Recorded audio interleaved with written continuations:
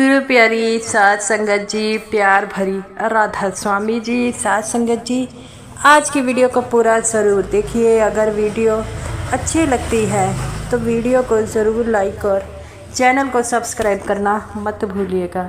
साध संगत जी, आज की जो साखी है वो सच्ची घटना पर आधारित है। साध संगत जी, जैसा कि आपको पता है, बाबा जी से मिलना हर कोई चाहता है। मिलना तो सब कुछ चाहते हैं, लेकिन बाबा जी से मिलना इतना संभव नहीं। हर सत्संगी के मिलने का बाबा जी से बड़ा इंतज़ार रहता है और हर सत्संगी ये कहता है कि अपने सतगुरु को पास में बिठाकर उनसे मैं बातें करूं।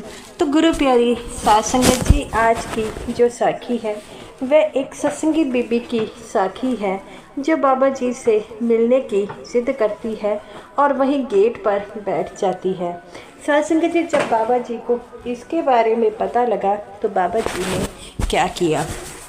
साध संगत जी, ये जो बीबी थी इसकी उम्र 75 साल थी और ये अपनी ज़िंदगी से बहुत तंग आई हुई थी। इसके घर में किसी न किसी बात को लेकर बड़ी परेशानी चलती रहती थी, जिसके कारण वह उस परेशानियों का सामना करती थी और इसने अपनी ज़िंदगी में बहुत गरीबी देखी थी, लेकिन वह गरीबी में भी बाबा जी से जो है हर बात करती थी।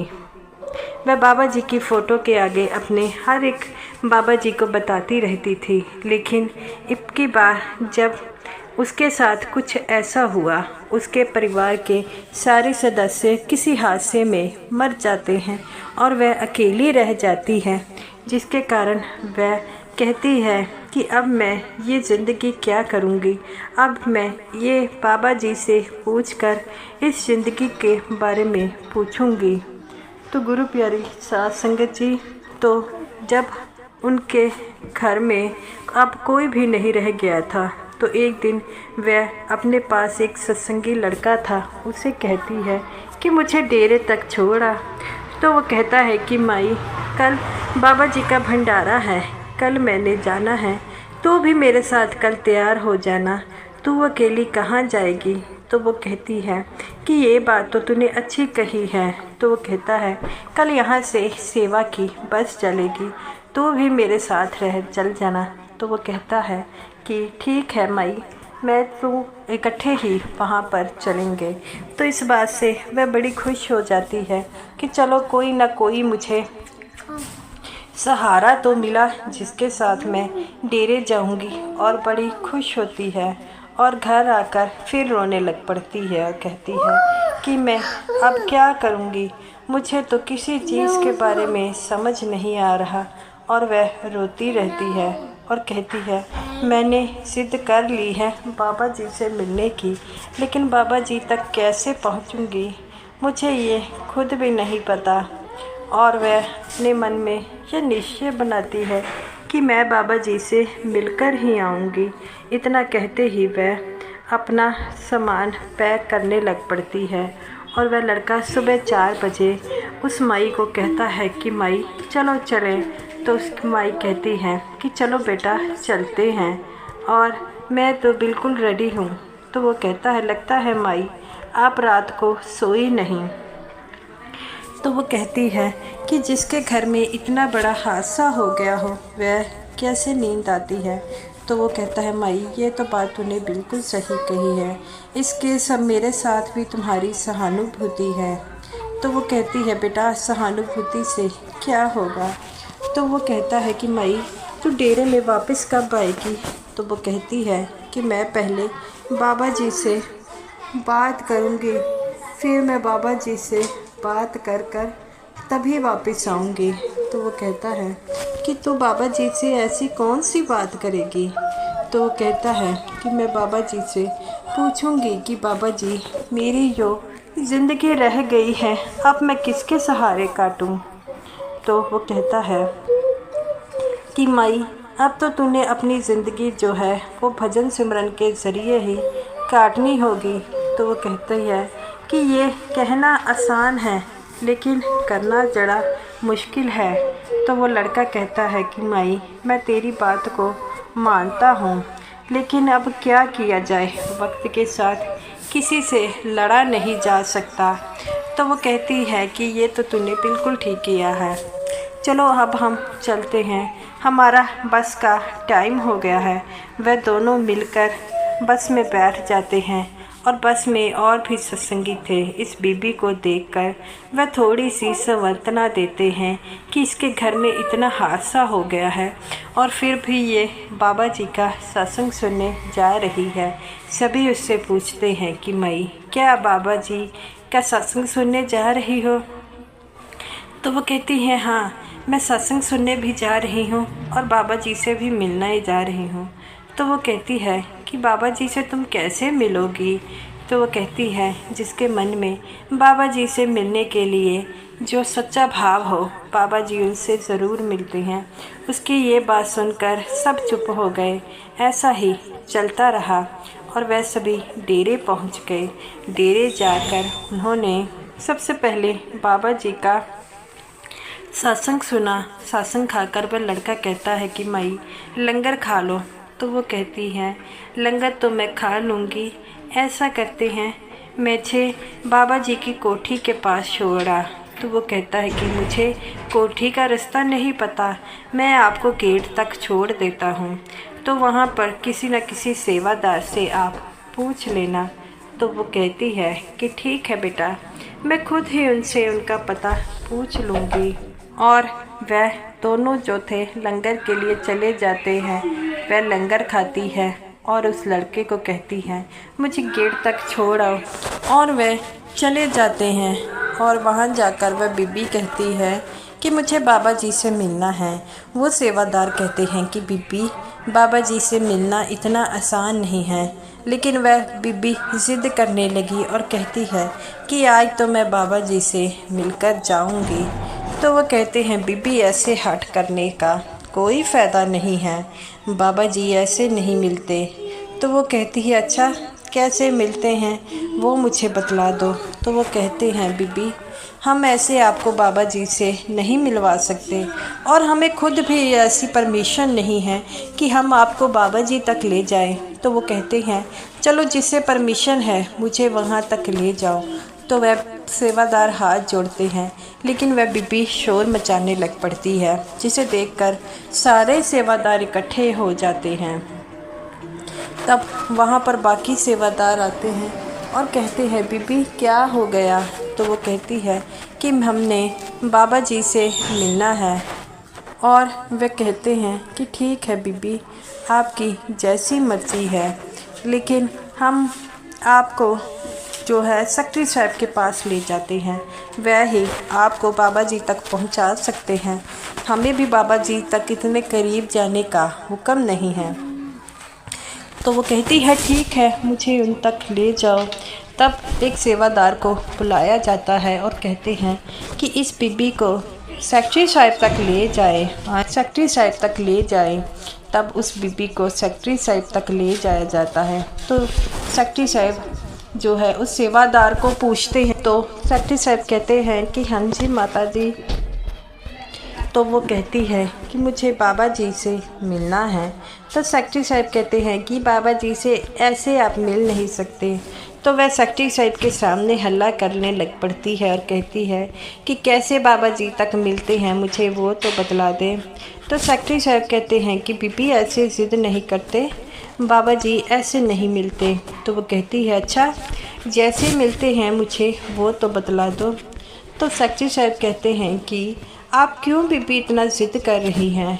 तब वह कहती है कि मुझे बाबा जी से अत्यंत ज़रूरी मिलना है। तो वह कहते हैं कि बाबा जी से आपको इतना क्या ज़रूरी काम है जो आप बाबा जी के बिना नहीं हो सकता।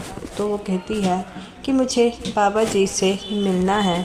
तब सेक्रेटरी साहब कहते हैं कि माता जी, हमने आपसे पहले ही कहा है कि आपको बाबा जी से नहीं मिला जा सकता। तो वह बहुत ज़िद करती है, जिसके आगे सेक्रेटरी साहब को भी झुकना पड़ता है। और वह कहते हैं कि ठीक है, हम आपको बाबा जी तक मिलवा देते हैं, लेकिन आप हमें ये तो बता दीजिए आप बाबा जी से क्यों मिलेंगी। तो वो कहती है कि जब मैं बाबा जी से मिलूँगी तभी बाबा जी को बताऊँगी। तो सेक्रेटरी साहब जो है उस बीबी को जो है बाबा जी तक पहुंचाने के लिए वह कहते हैं कि पहले हमें बाबा जी से भी पूछना पड़ेगा। तो वह कहती है पूछ लीजिए। तब बाबा जी से कहा जाता है कि एक बीबी बड़ा हल्ला मचा रही है आपसे मिलने के लिए। तब बाबा जी कहते हैं कि उस बीबी को मेरे तक लेकर आओ।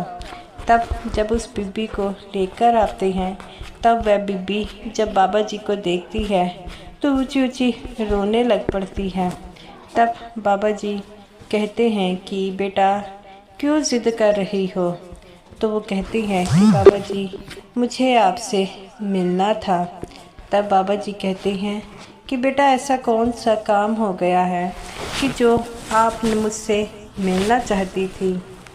तो वो कहती है कि बाबा जी मेरा सारा परिवार जो है एक हादसे में मर गया है, अब मैं अकेली हूँ, तो आप ही मुझे बताइए कि मैं क्या करूँ। तब बाबा जी कहते हैं बेटा ये तो ज़िंदगी का नियम है, जिसने जाना है उसने जाना ही है, आप किसी को रोक नहीं सकते। और कहती है कि बाबा जी मेरा सब कुछ ख़त्म हो गया, आप ही कुछ ऐसा ज़रिया बताइए कि मैं भी मर जाऊं। बाबा जी कहते हैं बेटा ऐसा कोई ज़रिया नहीं है, और जिसकी मौत निश्चित है उसने तो जाना है, और मालिक की मर्ज़ी के बिना तो पता नहीं हिलता। तो वो कहती है कि बाबा जी अब मैं बिल्कुल अकेली रह गई हूँ, आप ही बताइए क्या करूँ मैं। बाबा जी कहते हैं बेटा भजन सिमरन करें, और कुछ करने की ज़रूरत नहीं है, क्योंकि वही आपको हौसला दे सकता है और कोई भी हौसला नहीं दे सकता।